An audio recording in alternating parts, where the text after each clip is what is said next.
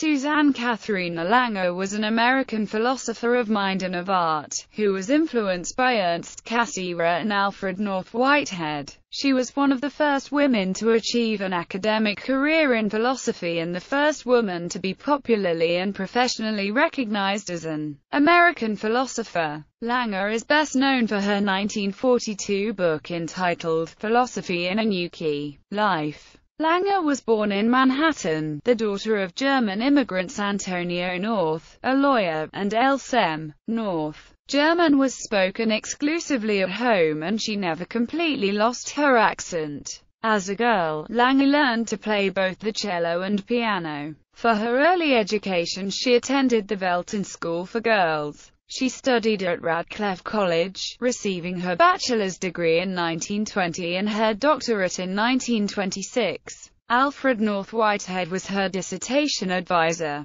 She taught at Radcliffe, Wellesley College, Smith College, and Columbia University. She was a visiting lecturer at a number of other institutions. In 1941 she met Ernst Cassirer, whose work The Philosophy of Symbolic Forms she had read in the 1920s. It had greatly influenced her thinking. Recognizing their common ground, Cassirer remained in close contact with Langer until his death in 1945. In 1921 she married William L. Langer, who later became a history professor at Harvard. They had two sons, Leonard born in 1922 and Bertrand born in 1925. During the late 1930s they drifted apart and were divorced in 1942. From 1952 to 1962, Langer was professor of philosophy at Connecticut College. She was elected to the American Academy of Arts and Sciences in 1960.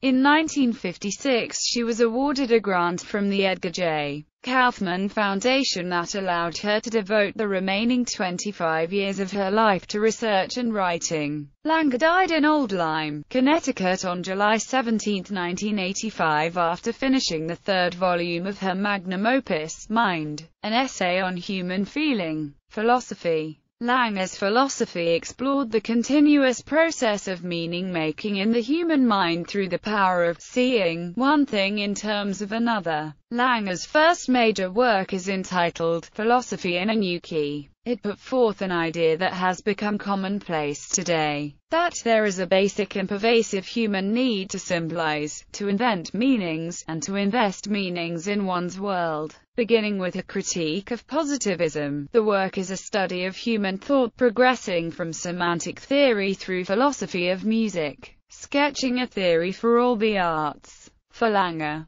the human mind is constantly carrying on a process of symbolic transformation of the experiential data that come to it, causing it to be a veritable fountain of more or less spontaneous ideas. Langer's distinction between discursive versus presentational symbols is one of her better-known concepts. Discursive symbolization arranges elements with stable and context-invariant meanings into a new meaning. Presentation symbolization operates independently of elements with fixed and stable meanings. The presentation cannot be comprehended by progressively building up an understanding of its parts in isolation. It must be understood as a whole. For example, an element used in one painting may be used to articulate an entirely different meaning in another. The same principle applies to a note in a musical arrangement. Such elements independently have no fixed meaning except in the context of their entire presentation.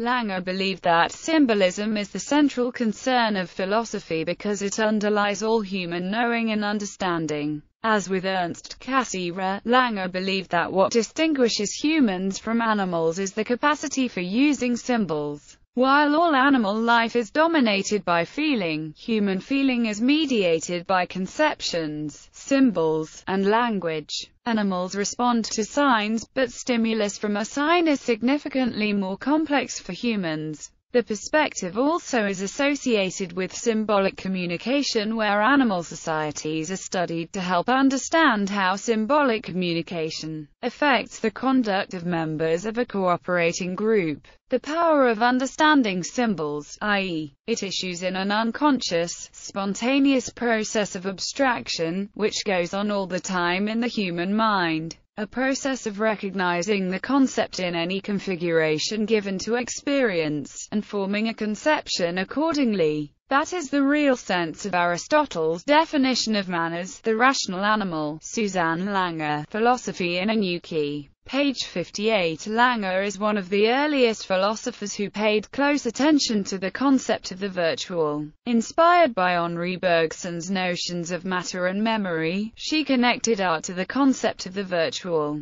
For her, figuring out the space of an artwork by its creator was no less than building a virtual world. She describes virtuality as the quality of all things that are created to be perceived. For her, the virtual is not only a matter of consciousness, but something external that is created intentionally and existing materially, as a space of contemplation outside of the human mind. Langer sees virtuality as a physical space created by the artist, such as a painting or a building, that is significant in itself and not as part of the surroundings. She particularly considers architecture not as the realization of a space for being, but its conceptual translation into virtuality for perceiving. The architect, in fine, deals with a created space, a virtual entity, in contrast to Bergson. For Langer, virtuality is tangible and can cause a contemplative interaction between humans and the machine. In her later years, Langer came to believe that the decisive task of her work was to construct a science and psychology-based theory of the life of the mind using process philosophy conventions. Langer's final work, Mind, an essay on human feeling, represents the culmination of her attempt to establish a philosophical and scientific underpinning of aesthetic experience. Relying on a 3-volume survey of a comprehensive set of relevant humanistic and scientific texts. Rhetoric. Susanne Langer's work with symbolism and meaning has associated her with contemporary rhetoric. Although her influence in the field is somewhat debated, Langer established the use of symbols as the epistemic unit of community, suggesting that all knowledge in a community is gained and built from shared symbol systems within a given culture. Langer's concept regarding language in dialogue may be understood to imply that language does not simply communicate,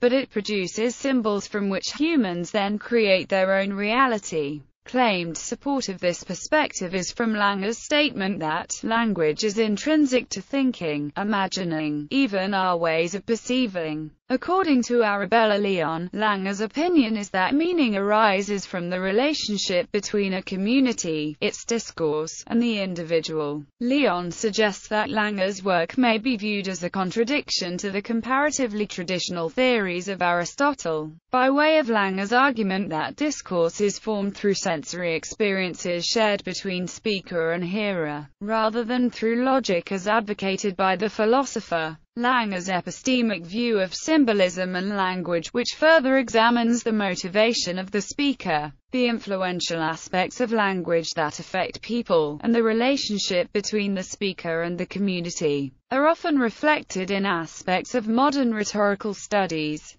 Partial bibliography. Books: The Cruise of the Little Dipper, and Other Fairy Tales. The Practice of Philosophy. An Introduction to Symbolic Logic. ISBN 978-0-486-60164-9. Philosophy in a New Key. A Study in the Symbolism of Reason, Right, and Art. ISBN 978-0-674-66503-3. Language and Myth. Translator, From Sprach und Mythos by Ernst Cassirer. ISBN 978-0-486-20051-4. Feeling and Form. A Theory of Art. Problems of Art. 10 Philosophical Lectures, 1957. Reflections on Art. Philosophical Sketches, ISBN 978-1-4351-0763-2. Mind. An Essay on Human Feeling, 3 volumes. Partial list of publications, Confusion of Symbols and Confusion of Logical Types, Mind 35, 1926, pp. 222-229. Form and Content. A Study in Paradox, Journal of Philosophy 23, 1926, pp. 435-438. A Logical Study of Verbs, Journal of Philosophy 24, 1927, pp. 120-129. The Treadmill of Systematic Doubt, Journal of Philosophy 26, 1929, pp. 379-384. Facts. The Logical Perspectives of the World, Journal of Philosophy 30, 1933, pp. 178-187. On a Fallacy in Scientific Fatalism, International Journal of Ethics 46, 1936, pp. 473-483. The Lord of Creation, Fortune 29, January 1944, pp. 127-154. Why Philosophy? Saturday Evening Post 234, 13 May 1961, pp. 34, 35, 54, 56. Henry M. Scheffer, Philosophy and Phenomenological Research 25, 1964, pp. 305-307. Till his death in 1945. In 1921 she married William L. Langer, who later became a history professor at Harvard. They had 2 sons, Leonard born in 1922 and Bertrand born in 1925. During the late 1930s they drifted apart and were divorced in 1942 book entitled Philosophy in a New Key, Life. Langer was born in Manhattan, the daughter of German immigrants Antonio Knauth, a lawyer, and Else M. Knauth. German was spoken exclusively at home and she never completely lost her accent. As a girl, Langer learned to play both the cello and piano.